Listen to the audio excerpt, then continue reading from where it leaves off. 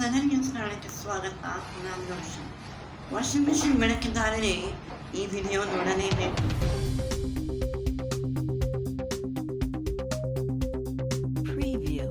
ನಲವತ್ತೆಂಟು ಸೆಕೆಂಡಿನ ವಿಡಿಯೋ. ಇದು ಝಲ್ಲೆನಿಸುವ ದೃಶ್ಯ. ನೋಡುತ್ತಿದ್ದಂತೆ ಹಾರಿ ಹೋದ ಜೀವ ಪಕ್ಷಿ.